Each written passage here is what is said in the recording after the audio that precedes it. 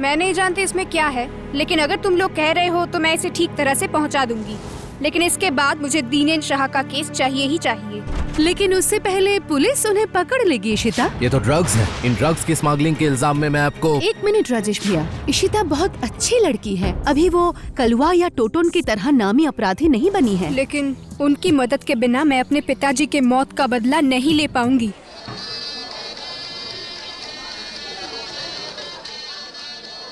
अरे भैया, पैसा कब देंगे? आधे लोग तो खा के चले भी गए। मुझे थोड़ा वक्त दो भाई, मैं तुम्हारे सारे पैसे लौटा दूंगा। लौटा दूंगा मतलब? पैसे अभी चाहिए, नहीं तो मैं इंतजाम बंद कर दूंगा। मैं अगर अपना पैसा ना पाया तो लाइट फैन सब बंद करवा दूंगा, समझे? ऐसा मत करो भाई, मेरी हालत को थोड़ा समझो। जिस इंसान पर भरोसा करके मैंने ये काम शुरू किया था, उसने मुझे धोखा दिया है। मुझे कुछ दिन का वक्त दो, मैं तुम लोगों का सारे पैसे चुका दूंगा। और मेरे पैसे? आपने तो कहा था कि शादी से पहले ही मिल जाएगा। मैं बहुत बड़ी मुश्किल में फंस गया हूँ समधी जी, मुझे कुछ दिन का वक्त दीजिए। आप तो झूठे आदमी निकले। क्या सोचा था कि बिना दहेज के शादी हो जाएगी? नहीं नहीं, विश्वास कीजिए, मैंने ऐसा सोचा ही नहीं था। अच्छा छोड़ दीजिए, बेटा उठ। अगर दहेज नहीं मिले तो शादी नहीं होगी। प्लीज प्लीज ऐसा मत कीजिए, मेरी बेटी को बहुत तकलीफ होगी। अरे ये बात पहले सोचनी थी। बेटा चल।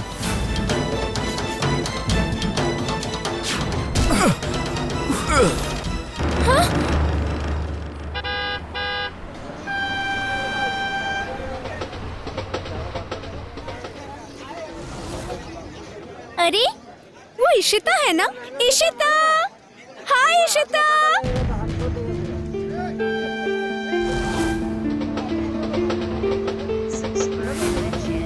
अरे क्या मैंने गलत देखा?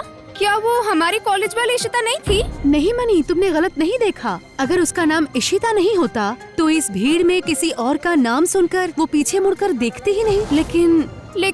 लेकिन उसके साथ जो दो लोग हैं वो बहुत जाने पहचाने लग रहे हैं।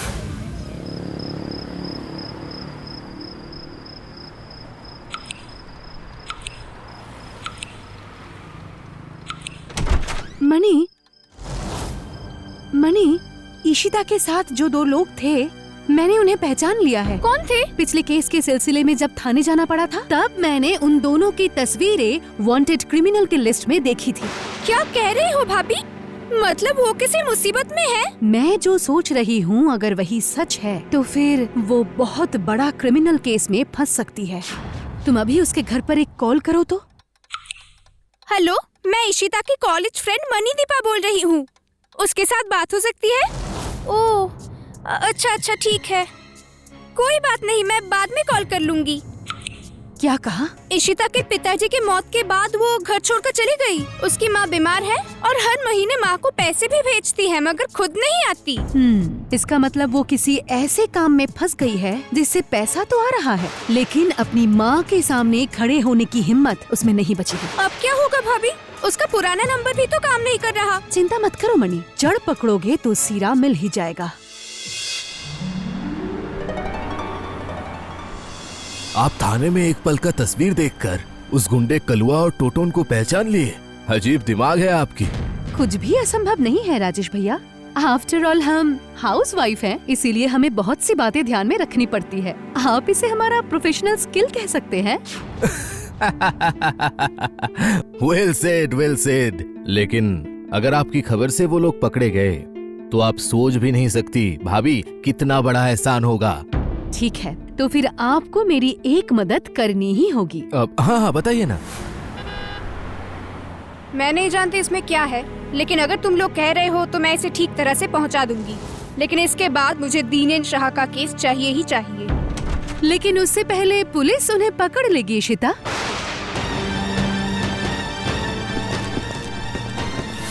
अरे पुलिस, सब लोग भागो।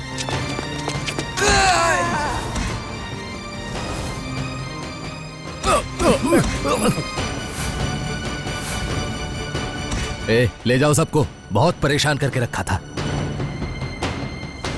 इस बैग में क्या है? मुझे नहीं पता। ये तो ड्रग्स है। इन ड्रग्स की स्मगलिंग के इल्जाम में मैं आपको। एक मिनट राजेश भैया, इशिता बहुत अच्छी लड़की है। शायद किस्मत के फेर में वो इस मुकाम पर आ पहुंची है। अभी वो कलवा या टोटोन की तरह नामी अपराधी नहीं बनी है। क्या उसे सम्मान से जीने का एक मौका नहीं दिया जा सकता? हमारी कानून व्यवस्था भी सजा से ज्यादा सुधार पर ध्यान देती है ना भैया? इसका मतलब थाने में बैठकर आप इसी एहसान के बारे में बात कर रही थी? हाँ राजेश भैया, प्लीज मुझ पर ये एहसान कीजिए।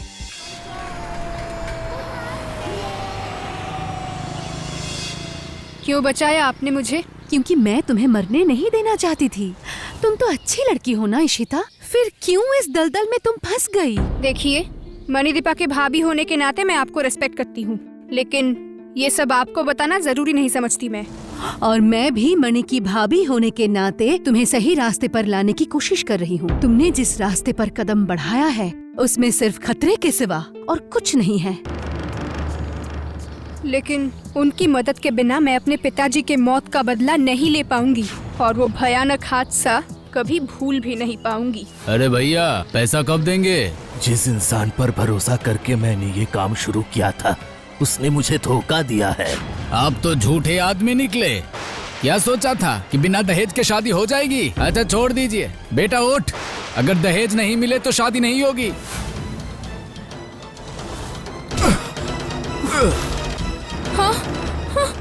अगर इसके बाद भी मैं चुप रहूं, तो फिर पिताजी के नजरों में मैं खुद ही गिर जाऊंगी। क्या? मुझे तो इतना सब पता ही नहीं था। वो दिनेन शाह जिन्होंने हमारी जमीन को धोखे से हड़प लिया है, मैं उसे बर्बाद कर दूंगी और वही होगा मेरा बदला। और इसके बाद तुम्हारी माँ का क्या होगा? क्या तुमने एक बार भी सोचा है? प्रतिशोध नहीं, तुम्हें न्याय चाहिए और वो न्याय तुम्हें मैं किसी भी हाल में दिलवाऊंगी। प्रतिशोध जिंदगी खत्म कर देता है और न्याय नई जिंदगी जीना सिखाता है। लेकिन वो तो नामुमकिन है। मेरे पास तो कोई सबूत ही नहीं है। सबूत जुटाने की जिम्मेदारी मेरी है।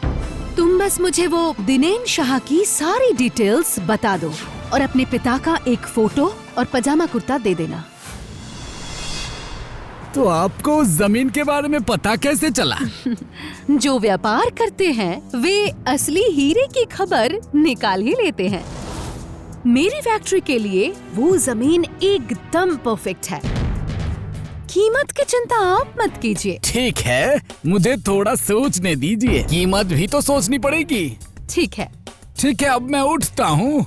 दरअसल रोज शाम को बगीचे में टहलना मेरी आदत है। नो प्रॉब्लम, मैं 2 हफ्ते बाद इस बारे में फिर से खबर लेने आऊंगी। सब कुछ अच्छे से समझ गए हैं ना ब्रोजो अंकल? कोई गड़बड़ मत कर दीजिएगा।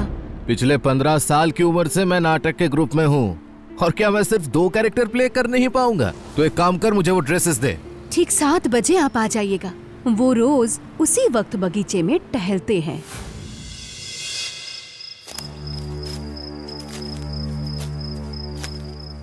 दिनेन, दिनेन। कौन कौन है वहाँ? मेरी जमीन छीन कर अब मुझे ही भूल गए हो। प्रणब, तुम प्रणब हो? हाँ, मैं ही प्रणब हूँ। जिस जमीन के लिए मुझे मरना पड़ा, तो उसी जमीन को बेचने जा रहा है। तुझे मैं खत्म कर दूंगा। आगे मत बढ़ना, आगे मत बढ़ना। क्यों?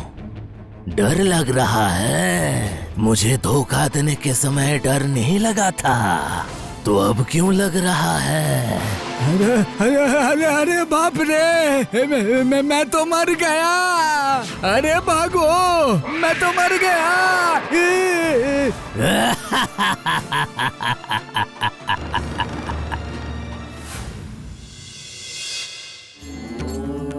भगवान, मैं आपको 5 किलो मिठाई का भोग लगवाऊंगा। आप वो प्रणब का भूत को भगा दीजिए, नहीं तो वो भूत मुझे मार डालेगा। मुझे बचाइए भगवान, मुझे बचाइए। साहब, अरे साहब। अरे कितनी बार कहा है कि जब मैं भगवान के सामने बैठूं तब मुझे बुला के तंग मत करना। दरअसल घर पर एक साधु बाबा आए हैं। आप तो आजकल बहुत पूजा पाठ कर रही हैं, इसीलिए सोचा सही सही सही सही सोचा तूने साधु बाबा। मैं अभी आता हूँ, अभी आता हूँ मैं। जय माँ, जय माँ, जय माँ। अंदर आइए गुरुजी, अंदर आइए। असंभव, कुछ दिनों में इसी घर में एक मृत्यु होगी। मैं उस अपवित्र घर में किसी भी हालत में प्रवेश नहीं करूंगा।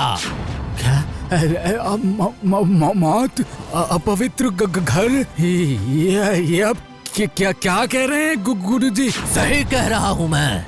एक अपशक्ति तेरे शरीर के ऊपर मंडरा रहा है, वही तुझको खत्म कर देगा, जैसे तू उसकी जमीन के लिए उसे खत्म कर चुका है। गुरुजी, मुझे बचाइए, मुझे बचाइए, कृपा करके मुझे बचाइए गुरुजी। तुझे कोई नहीं बचा सकता, तुझे जरूर मरना पड़ेगा। इसी बगीचे में तेरी चीता जलेगी, देख लेना। समझ ले मेरी बात, समझ ले। गुरुजी मत जाइए, मत जाइए, कृपा कीजिए गुरुजी, अरे मत जाइए Guruji. Thank you Brojo uncle. इतने दिन तो जिंदगी चलाने के लिए एक्टिंग की है, इसी बार से ही जिंदगी बचाने के लिए एक्टिंग कर लिया। अब हमारा आखिरी स्टेप है चीता। इशिता, सब तैयार है ना? हाँ भाभी, सब रेडी है।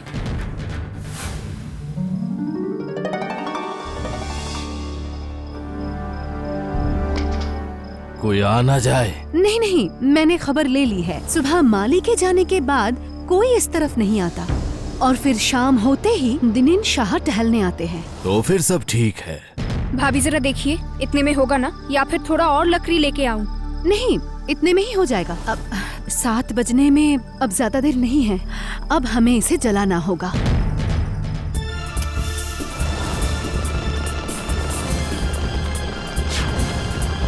बस अब थोड़ा और इंतजार। नहीं, प्लान सक्सेसफुल।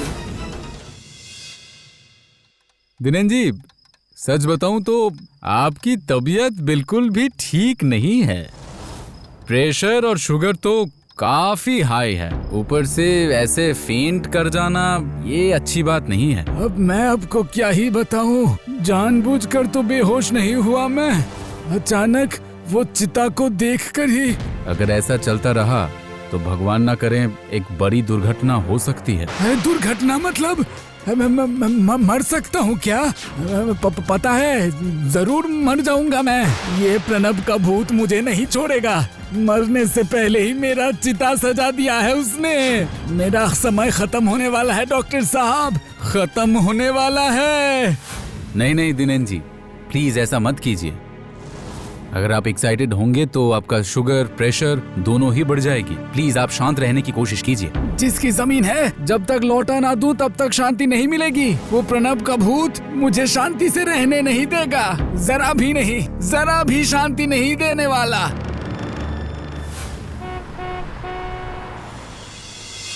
बताइए क्या तय किया, मतलब उस जमीन की कीमत के बारे में? सॉरी मैडम, वो जमीन मैं नहीं बेचने वाला। लेकिन क्यों? आप मुझे कीमत बताइए, आप जो मांगेंगे मैं वही दूंगी। नहीं, आप नहीं दे पाएगी क्योंकि वो प्राइसलेस है, और इसके अलावा जो जमीन मेरी है ही नहीं, वो मैं कैसे बेच सकता हूँ? मतलब दरअसल वो जमीन मैं एक आदमी से धोखे से लिया था, लेकिन उस अन्याय का अपराध बोध मुझे अंदर ही अंदर खा रहा है। तो फिर उस जमीन का क्या करेंगे? लौटा दूंगा, जिसकी जमीन मैं उसको लौटा दूंगा। ठीक है, तो फिर वही कीजिए। इशिता, अंदर आ जाओ। हाँ? ये कौन है? ये है इशिता। अभी इतनी देर से आप जिसे जमीन वापस करने की बात कर रहे थे, असल में ये वही लड़की है, प्रणब जी की बेटी। और आप कौन? प्रणब के बारे में आपको कैसे पता चला? सिर्फ प्रणब जी ही क्यों, मैं तो प्रणब जी के भूत, सन्यासी, यहाँ तक कि बगीचे की नकली चीता के बारे में भी जानती हूँ। मतलब ये सब आप लोगों का चाल था? आप लोगों ने जानबूझकर मुझे डराया ताकि मैं डर के ये जमीन वापस कर दूं? आहा, उत्तेजित मत होइए। वैसे भी सुना है कि आपकी तबीयत खराब है। अगर तबीयत और बिगड़ गई तो कहीं वो ढोंगी सन्यासी की बात सच ना हो जाए। निकल जाइए मेरे घर से। ये जमीन मैं वापस नहीं देने वाला। जमीन तो आपको वापस करना ही पड़ेगा, क्योंकि आपकी सारी काबूलियत हमने ऑलरेडी रिकॉर्ड कर ली है। नहीं, ये नहीं हो सकता। आप लोगों से जरूर कोई गलती हो रहा है। हाँ, सारी गलती हम थाने पे जाकर निपटा लेंगे। चलिए, अरेस्ट करो इसको। ये सब क्या है? थैंक यू भाभी। दागी गुंडों को पकड़ना इतना मुश्किल नहीं होता, लेकिन अगर आप जैसे लोग ना होते तो समाज के कोने कोने में ईमानदारी का मुखौटा पहनकर छुपे हुए इन कीड़ों को पकड़ना सच में बहुत मुश्किल हो जाता। कोर्ट का झमेला खत्म हुआ? हाँ भाभी, मुझे अपना जमीन वापस तो मिल ही गया। कोर्ट ने भी उस आदमी को अच्छे से सजा भी सुनाया है, और ये सब कुछ हो पाया बस आपकी वजह से, वरना आज तो मैं पता नहीं किस हाल में होती। एक बात हमेशा याद रखना, जिंदगी में कुछ अचीव करने के लिए कई बार रास्ता बदलना पड़ता है, लेकिन उसके लिए अपने नैतिक मूल्य को कभी मत बदलना। मुझे अपनी गलती का एहसास हो गया। असल में उस समय बदले के नशे में मैं अपने दिल और दिमाग को बिल्कुल खो बैठी थी।